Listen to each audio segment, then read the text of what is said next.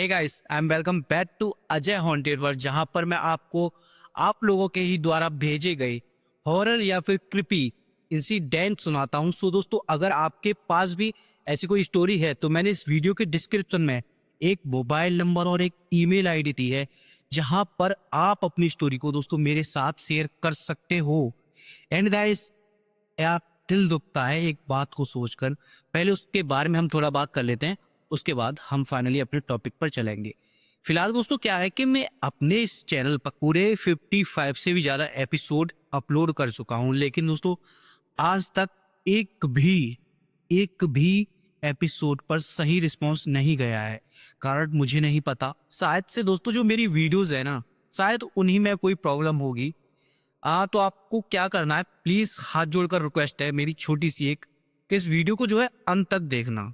मैं चैनल को सब्सक्राइब करने के लिए नहीं बोल रहा हूँ, मैं बोल रहा हूँ इस वीडियो को लास्ट तक देखना, और जो जो मेरी वीडियो के अंदर कमी है वो आप मुझे कमेंट बॉक्स में बताना, ताकि मैं उन कमियों को सुधार सकूं और मेरी वीडियो एक अच्छा एंगेजमेंट पकड़ सके। सो दोस्तों, हमारे इस चैनल पर अभी इतने सब्सक्राइबर्स भी नहीं है कि जो हमारे साथ वीडियो शेयर कर सके। अभी काफ़ी टाइम पहले एक सब्सक्राइबर ने जो एक इंसिडेंट मेरे साथ शेयर किया था, वो मैंने ऑलरेडी सुना रखा है। ये जो आज का इंसिडेंट जो हमारे साथ शेयर किया है, ये एक मेरे चाचा जी हैं जो दिल्ली के रहने वाले हैं। वो ऐसे ही कोई शुभ मम्मी का रिलेशन है, बुआ बुआ करके उनका वो है, वो मेरे चाचा जी लगते हैं। और ये जो इंसिडेंट है, ये उनकी बेटी यानी कि मेरी कज़न सिस्टर है, उसके साथ ये हुआ है। और ये जो उसके साथ हुआ है वो एक हॉस्टल में हुआ है। और हॉस्टल में हुआ है तो उसने क्या बोला था कि भैया मेरा नाम मेंशन मत करना उसमें। तो अभी फिलहाल के लिए हम कोई भी नाम यहाँ पर सोच लेंगे। फिलहाल उसका नाम मैं जो है यहाँ पर रिया रख लेता हूँ, उसका नाम रिया है। चलो, सो जो रिया की स्टोरी है, ये वाकई में मुझे लगा कि इस पर वीडियो बनना चाहिए, वाकई में हॉन्टेड है। दोस्तों आइए जानते हैं आखिर क्या है रिया की स्टोरी, और वीडियो को अंत तक जरूर देखना। मेरा नाम रिया है। मैं 24 साल की हूँ और मैं उत्तर प्रदेश के एक छोटे से शहर से बिलोंग करती हूँ। मेरे परिवार में मेरी मम्मी जो कि एक हाउसवाइफ है, और मेरे पापा जो अभी रिटायर्ड हेडमास्टर हैं, और एक मेरा छोटा भाई रवि जो अभी 10वीं क्लास में पढ़ता है। और मैंने हाल ही में अपने लोकल से ही अपनी ग्रेजुएशन कंप्लीट की है। मुझे दिल्ली यूनिवर्सिटी में एडमिशन मिला था, तो मैं बहुत खुश थी। मेरा सपना था कि मैं एक नई दुनिया में कदम रखूं और अपने करियर को संभालूं।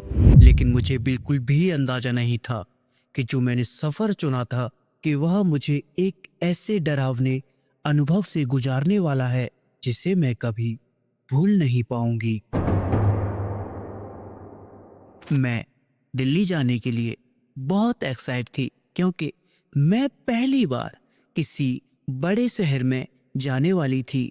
देन आफ्टर सम टाइम मैं दिल्ली की बस पकड़ती हूँ और निकल जाती हूँ। लेकिन मैंने बस में मम्मा पापा को बहुत मिस किया था, और फाइनली मैंने दिल्ली के अंदर अपना पहला कदम रखा।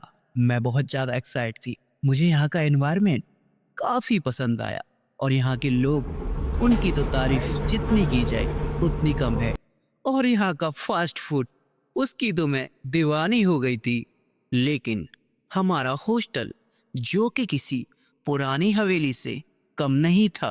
पुराने लेकिन मजबूत दिखने वाले कमरे, कॉरिडोर में गूंजती हुई आवाज़ें और नए दोस्तों की चहल पहल, ये सब कुछ मेरे शहर के एनवायरनमेंट से काफ़ी अलग था। मुझे एक कमरा दिया गया जो कि तीसरी मंजिल पर था, जिसका रूम नंबर था 201। मेरी रूममेट नहीं आई थी, इसीलिए मैं अपने आप ही अपना सामान जमाने लगी। वैसे तो इस रूम में रहकर मैं अकेली पढ़ने वाली थी, लेकिन जब कभी दूसरे रूम की गर्ल्स आकर मेरे साथ काफ़ी एंजॉय किया करती थी। और एक दिन तो मजाक मजाक में दूसरे रूम की एक लड़की ने मुझे डरावनी आवाज़ बनाते हुए कहा, रिया रिया, ये हमारा हॉस्टल है ना, ये हॉन्टेड है, तो मैंने उसकी इस बात का बहुत मजाक बनाया और फाइनली मैं अपने रूम में पढ़ने के लिए चली गई। जैसे ही मैं अपने रूम में पढ़ने के लिए बैठी तो मुझे महसूस हुआ कि कोई मुझे देख रहा है। हॉस्टल का माहौल कुछ अजीब सा लगने लगा। ऐसा लगने लगा जैसे पक्का कोई मुझ पर नजर रख रहा है, लेकिन मैंने इसे सिर्फ अपना वहम समझकर नजरअंदाज कर दिया। एक रात मेरे साथ हॉस्टल में बहुत अजीब हुआ। रात के 2 बजे मेरी अचानक से आंख खुली और मैंने अपने रूम में रखी चेयर को देखा जो कि अपने आप हिल रही थी, लेकिन मुझे लगा शायद से खिड़की खुल रही है और मैंने खिड़की को बंद कर दिया।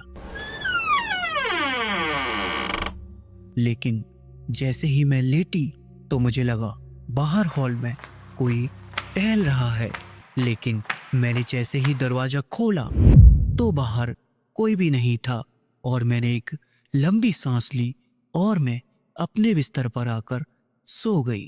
और एक सुबह मेरी आंख खुली।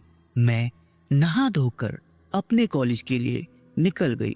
वहां पर मैंने दोस्तों के साथ काफी मस्ती की क्योंकि इन सभी बातों को मैं भुलाना चाहती थी, लेकिन मुझे नहीं पता था कि अगली रात मेरी जिंदगी में ऐसी आने वाली थी जो इस जिंदगी को बदल कर रख देगी। अगली रात मैं अपने बेड पर सो रही थी, तभी मुझे बालकनी से किसी के रोने की आवाज आई। ऐसा लगा जैसे कोई लड़की बहुत तेज सिसक सिसक कर रो रही है और मैंने अपना दरवाजा खोला और जैसे ही मैंने बालकनी में झांक कर देखा, उसे देखने के बाद मेरी चीख निकल गई। मैंने देखा कि गली में नीचे एक चुड़ैल टाइप की लड़की खड़ी हुई है जिसके बाल खुले हुए थे। उसकी आंखें मुझे ही देख रही थी और उसने अपने सर पर दुपट्टा डाल रखा था, लेकिन मेरी नज़र उस पर दोबारा पड़ी तो वह वहां से गायब हो गई और मैं फिर से अपने रूम में आ गई और मैंने सोने की बहुत कोशिश की, लेकिन नींद जो कि मुझसे कोसों दूर थी। तभी मुझे महसूस हुआ कि जो लड़की गली में खड़ी थी वह अब मेरे दरवाजे पर खड़ी है और मैंने तुरंत अपनी खिड़की खोली और मैं खिड़की में से ही कूदकर भाग गई।